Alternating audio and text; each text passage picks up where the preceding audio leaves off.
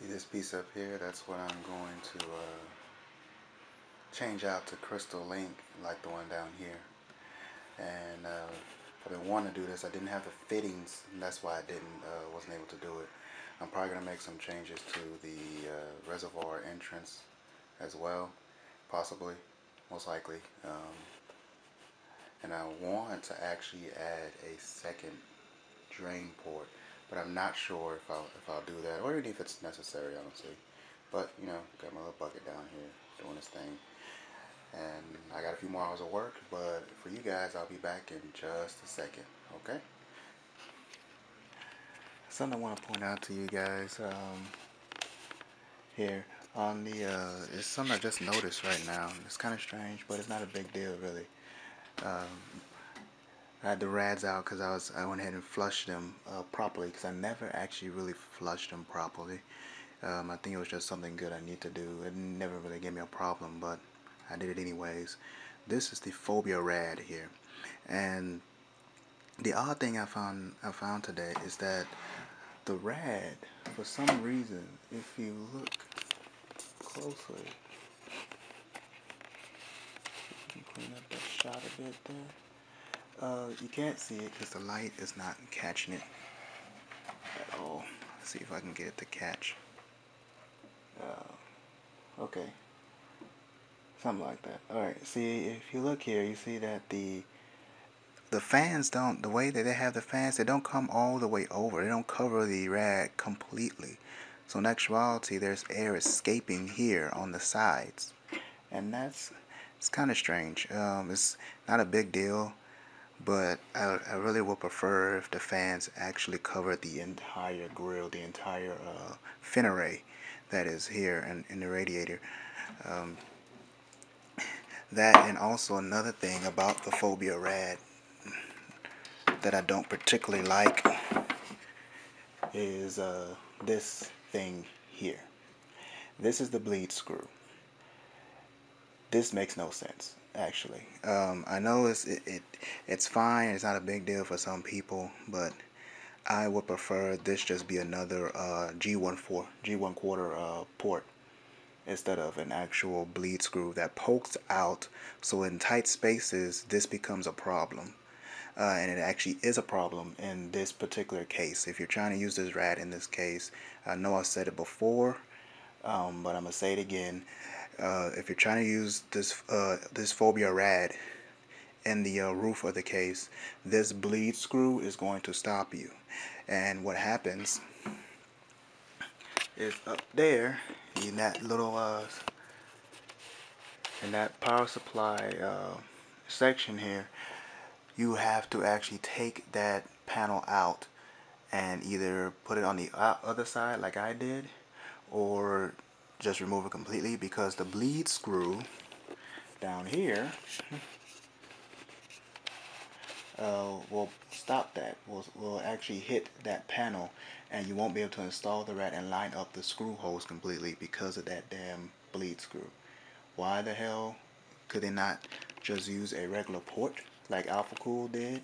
This is the front of the Alphacool, but on the back side, where their supposed bleed screw would be, is an actual port like this, which is fine and works much better than a damn bleed screw. I don't see the point in doing things like this, because most of the time when you install it, the bleed screw is supposed to help push air into the rad when you're, you know, draining the loop. I guess that's what most people use it for. That's why I call it a bleed screw. But you can't reach it. Once you install your radiator, in most cases, unless you install it upside down, and it's in a case where you've probably ripped out all the hard drive bays, modded and ripped all the hard drive bays out, so you can actually hit the back and like reach the back of this back of the radiator, you're not going to ever be able to reach this damn screw, let alone actually be able to unscrew it. And well, unscrew. You're not supposed to unscrew it completely, I'm sure. You're only supposed to let it out a little bit, and it will bring air in and force the liquid down so that it will empty the rad quicker. But you can't reach it. There's no point in putting a damn screw like that there. It's much better if you make it a G1/4 port that you can maybe, I don't know, put an actual your own little system, your own little drainage system on it, and do it like that. Once again, this is the front of the Alphacool radiator. On the back has the actual port. Let me flip it around just so you can see. And you see what I mean? There's an actual port there. You know, there's an actual port there that you can actually use. And that's what I mean by making it. There you go, so you can see it better. That's what I mean by making an actual G1/4 port instead of a damn bleed screw, because it's really annoying. It really was annoying. This caused me a lot of trouble when I first set up the loop, but now I already got the case pretty much situated. Once again, guys, there is no actual mods to this case. The only thing that I did to the case itself was I flipped that panel to the outside using double-sided foam tape. And if you look closely, you can just see the back end of the double-sided foam tape. I left the red sticker on the other side on it.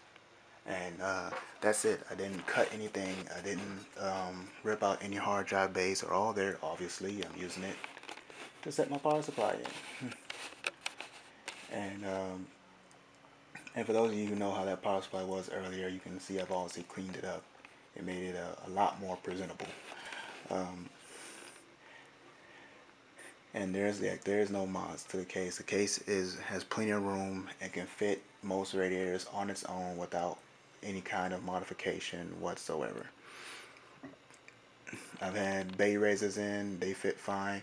And you already know now that I use a tube res. I actually have a new tube res coming later this week, and later on I'll go ahead and fit it in, because of the res I have now, it's kind of bulky, and it's the Danger Den tube res. It's kind of bulky. It's not exactly as clean as I want, so I'm gonna go ahead and swap it out. Thankfully, tube reses don't really cost much at all, honestly, so that's not a big deal. Now, if you're talking about the pump that people usually like to buy, the Bitspower pump mods and the pumps that will go, you usually see on the bottom of the two reses, those are very expensive. So yeah, I'm not doing that. I'm just gonna stick with my old little Danger Den pump here that works very well, actually. So no complaints really from it. It is bulky as hell. I guess that's one complaint. Bulky as hell, and there is just about no adapters to cleanly fit it like onto the back wall area here in the case. If you want to like suspend the pump on its own, there's like no mods or no adapters whatsoever. I say no mods, there's no adapters whatsoever to do it, and the adapters that come with this pump is crap. I mean, you're not really gonna do anything with them. If you want to actually make this pump flexible, you have to mod your case so that you can literally stick the pump anywhere without much problems. If you don't mod, then the only thing you can do is like I've done here, which is you see I have it connected directly to the bottom of the tube res. You can do that, or if not, then you need to use the thick foam pad it comes with, or buy some if you've done away with it somehow, lost it, buy some, and just plant it flat somewhere in the case, and that's pretty much the only thing you can do with it. It's not very flexible in its use at all, and its installment, I should say. It's not very flexible at all. However, it doesn't matter. It doesn't matter like how you orient the pump at all. It'll work just fine. So whether you flip it, however way you flip it, is gonna work, unless there's something tragically wrong with it.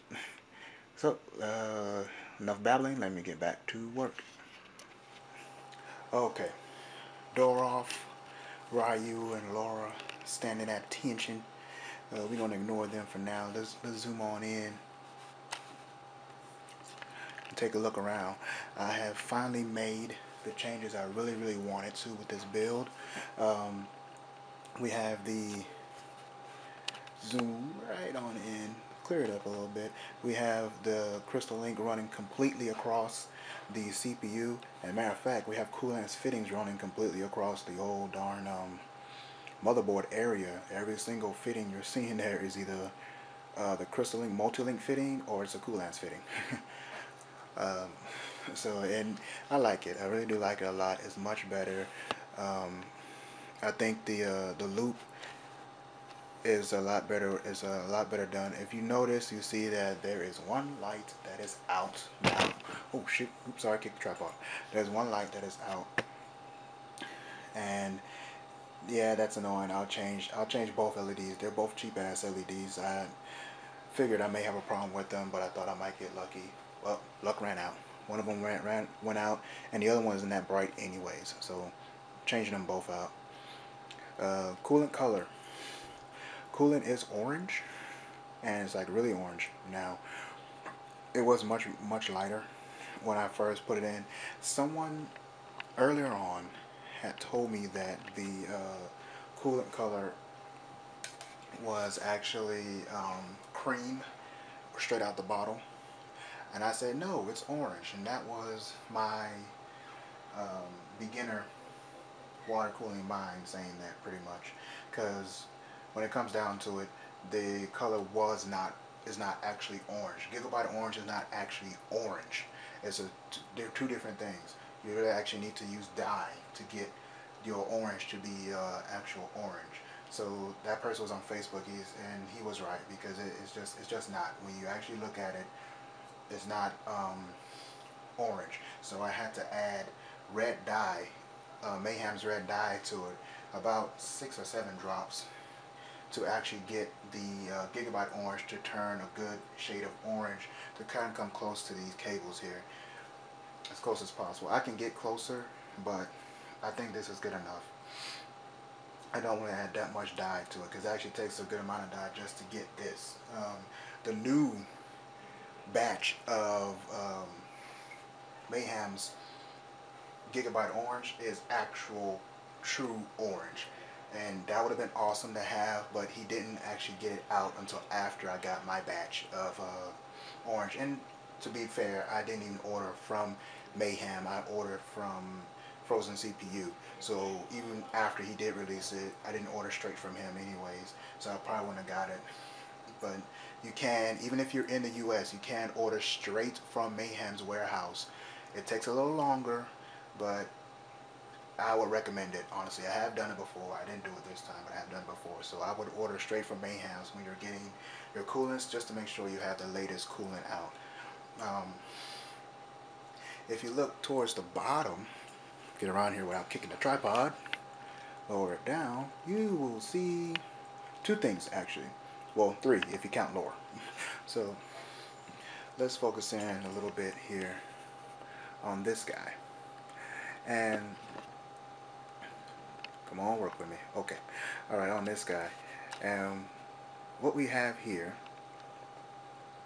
is a new drainage system for the loop that I think works a lot better. I've already used it. It's fast and it's very efficient. I can actually move this bottom Bitspower fitting, rotate it out when I need to, and it doesn't leak, and it's very nice. This actually is a SwiftTech multi-fitting,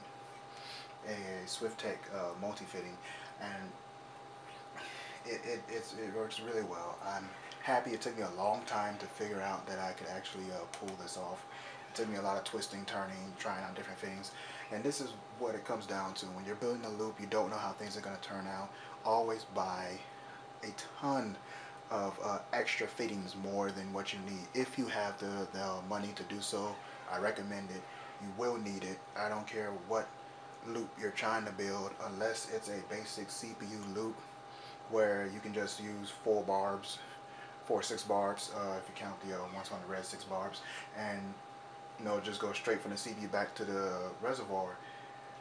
you're going to need more fittings than what you think you need when it comes down to it, because you have the image in your head, but when you get into the actual build, you never know what things you will see, what things you probably think can do better than your original plan, and so you end up with nice little things like this that really do help out the loop and make it a lot better. It's easier to manage now, it's easier to drain, and I really do love that point. Pan over real quickly, and you know what? Hold on here. Let me get my camera right. And I didn't notice it till right now, so I have to apologize. Let me turn this off. I didn't know how I want that light blinding you guys like that. That's not cool. Here we have our power supply. Light on up here. There we go. And you guys know how this was before. It looked, well, it was functional. It worked, but there's wires all over the place, and it wasn't really presentable. I turned the power supply around, shoved it back a little further, put it on top of a hard disk drive tray, which in this case has many that it comes with. I took a lot of them out, but I used one and put the hard drive on there and Velcro taped it there to keep it steady, because I didn't need to do that part, but I'm paranoid, so I like things to stay still, period. I don't care if the case is not moving. Everything needs to be attached to the case at somehow, some way, that I know that if I do have to move the case around, it's not going to be a huge deal. Disregard Laura's face. And you see it's a lot better now. The cable runs out the back of the case, and it works. It works pretty well. I've taken all the big hard drives out. They're all gone. My USB 3 cable is now bundled up on top there. I don't use the front USB 3 ports. I use the back ones for my external drives. I have never really used USB 3 in the front. I do use USB period in the front. I do use my USB ports in the front, so I do need them, but I don't need the USB 3s. I have plenty of USB ports in the front. I have 4 of them, and I have 2 USB 3 ports, which I don't care for. I use the ones in the back, and it works better and fine for me. Coming back out to the build, let's zoom all the way out, actually. Zoom all the way out. Okay. Stand to the side here, my big belly. Stand to the side. Everything is done. I've changed around how the res was. It's straight now, and it's much better, much aesthetically pleasing. I cleaned up all the cables inside. I zip tied them, redid some wiring in the back. I do have an extra 2 lights down here, but they were so bright that it just wasn't working out. Not to mention there's a slight problem with the cabling to those wires that I need to adjust, because they weren't working exactly right. They were on and off sometimes, I noticed. I don't want to have to deal with that, and honestly I kind of overdid it with the lighting. The lighting up top is okay, and the lighting around with the NZXT lighting is good. I think I overkilled it with the 2 LEDs at the bottom. They are so bright and so powerful, they literally overtake the build. White LEDs, but they're very bright. When you're building, be careful of that. Lighting is a very funny thing. Most builds can actually get by without much lighting at all. That's why a lot of people don't like it. Some like it, others don't. It's just the way it is. But for these purposes, a little bit of lighting is fine. And what I did down below behind this rad is just too much. So I got it all nice and done. Okay, just briefly, I want to talk to you guys about the external hard drive thing I'm using now. It is a Vortex drive. And thank you, D3100, for helping me out like you're not doing right now. So let me do that. Okay, it is a Vortex USB 3 HD dual bay enclosure. And the thing about it is that I have it sitting in the back behind the monitor. I want to pull it out right now. Pretty much what I want to say about this enclosure is it works great. It actually does transfers very fast. It transfers to USB 3. I have two 2 terabyte hard drives in it right now, and they function well. When I restart the computer and it boots back up, I immediately see the drives. They're fully working. I don't need RAID. This is not a RAID enclosure. This is just an external enclosure for your hard drives, whatever size they may be, for your 3.5 hard drives. So Horntech Surety A 3.5 HDD enclosure works quite well. I don't need RAID because I just wanted to use my 2 terabyte backups outside the PC. I just didn't want them in the computer. I don't have any need to RAID it at all, honestly. So that's the reason why I went ahead and got this. I want them outside the PC. That way when I make changes to it, I don't have to worry about cabling up those hard drives or anything like that. And it makes it much easier to work around inside the computer with less hard drives than when I actually needed. What I did add to the PC though was I went ahead and rated the boot drive. It's a 120 and now 120 and 180 Intel SSD 330 series RAID and RAID 0, and it's been working very well. I've gotten a good performance boost from that, so I'm quite happy with it.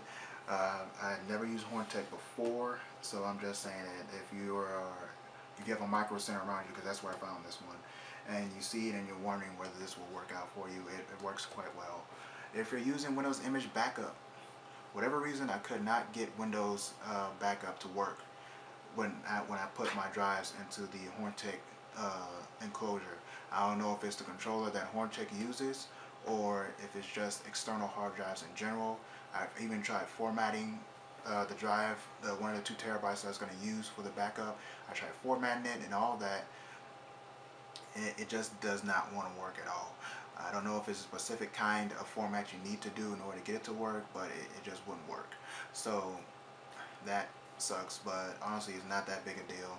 I just went ahead and used the Seagate software. The Seagate software actually does offer backup purposes if you download it.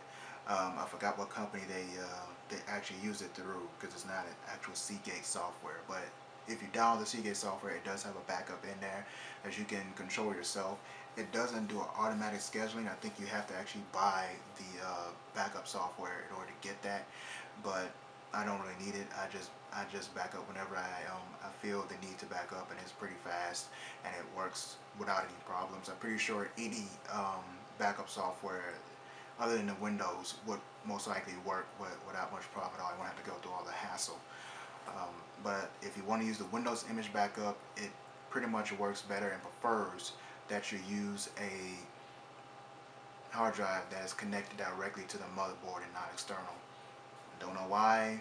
I'm pretty sure this is not going to be the case for everyone, but for my case and for anyone else that has those kind of problems, that is pretty much your solution. You just have to use another backup program.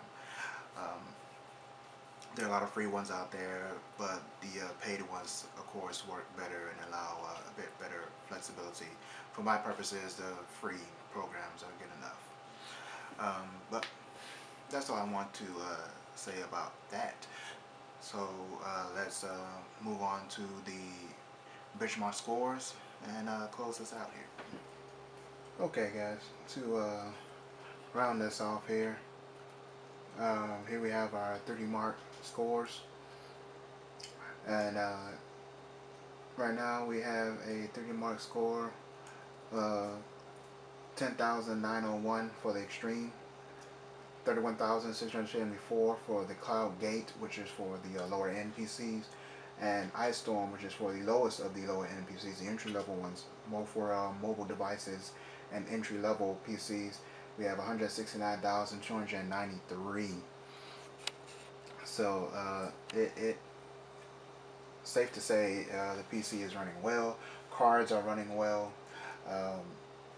and this is actually at a clock of 4 gigahertz, and both cards are overclocked. I don't remember the exact overclocks I put on them right now, but they're both overclocked. The 7970 and 7950 and Crossfire. So not bad at all. Okay, well, I did have some game play that I was going to show you guys. but it just didn't turn out that way. My when I was recording it, I was gonna do a Path of Exile, but silly me, I was actually playing it in Infinity, and I was recording through Afterburner in 1080, so the scaling was all off. It looked weird, so that plan was pretty much shot. Well, happens. So not this time around, but next time when I do change to the PC and stuff like that, I will show benchmarks and I'll show a little gameplay and stuff like that, just so you can see. Um, but for now, that's it. Till next time, when I do another, maybe an unboxing, maybe a review, whatever. That's when I'll see you guys again. Definitely when it's time to put everything that's in the case into a new case, as I already talked about a little bit before. I'll definitely be making a video of that. So, hey, see you around.